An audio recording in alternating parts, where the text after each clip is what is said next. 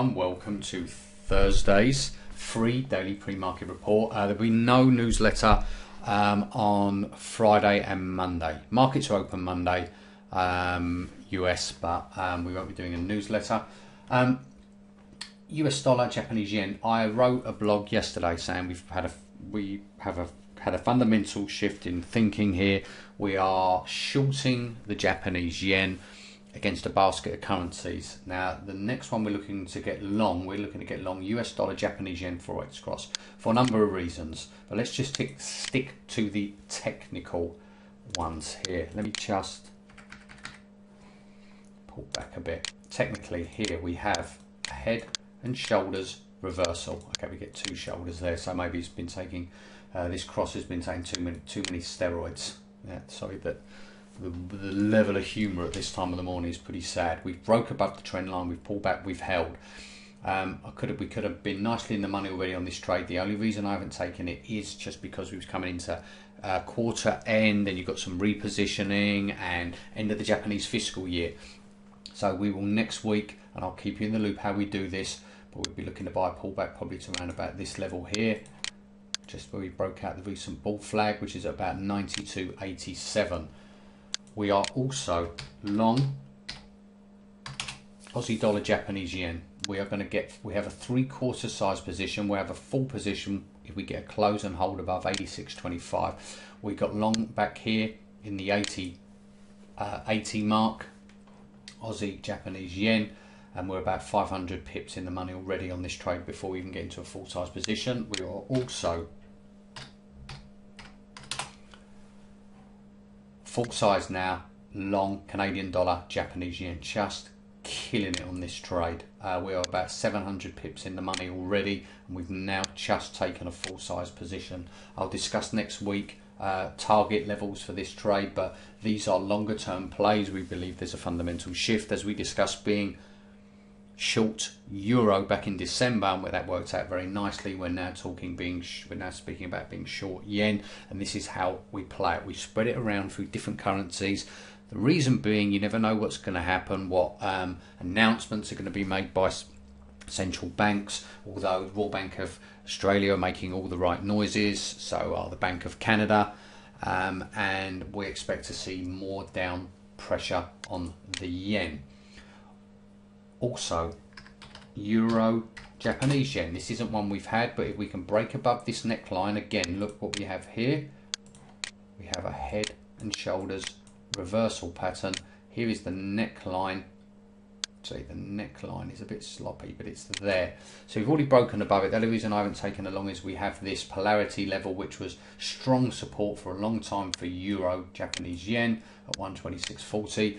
I want to see us pop above there, hold. We do have a lot of overhead resistance that form a downward trend line of this descending triangle, 200-day EMA, but it's worth adding. You can see this is pretty bullish here when it moves above the midpoint, the RSI, pulls back, bounces off 40, moves higher. That's a nice bullish signal. Finally here, let's go through a few trades we took yesterday. We took a long position in crude. We've used a $1 stop. We've had our first target hit and our second target hit as well. Just looking for our notes. We're long at 82.85. Sold a third at 83.30 for plus 50 cents.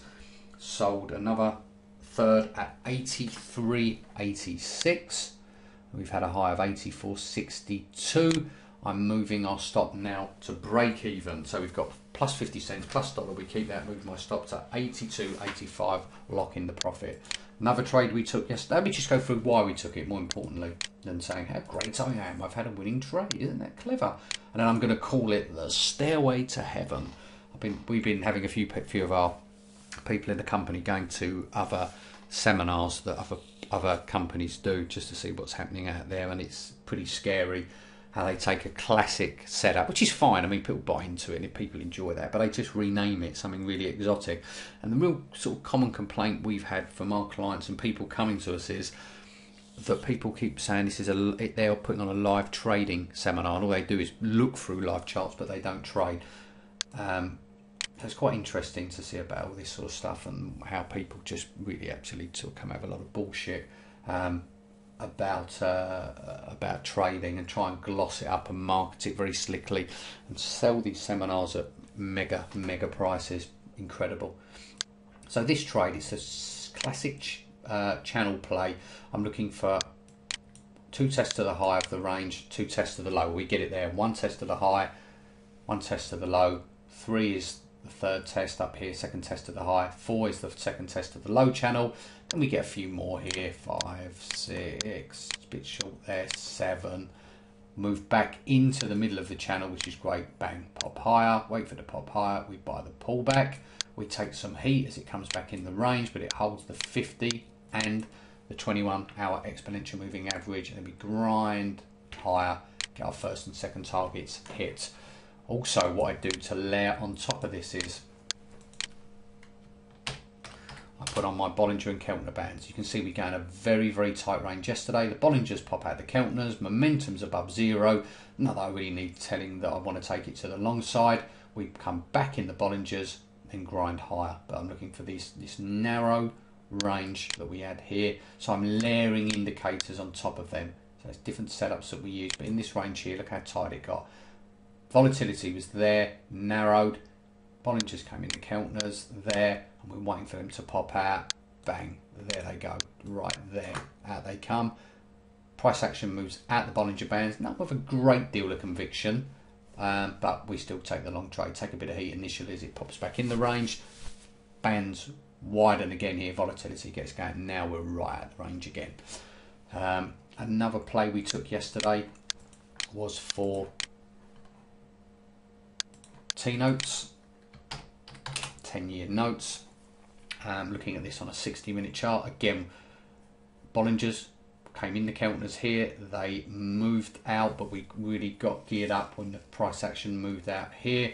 But we was very patient. We waited for the pullback. Where are we? Let me just go back. So I'd just take a call. So I'm just going to pick up from where we are. So we got the pop out the range. Bollingers quickly moved in the Keltners there. You can see. Let me just get a pen and highlight that. Just moved in there. As they popped out, bang.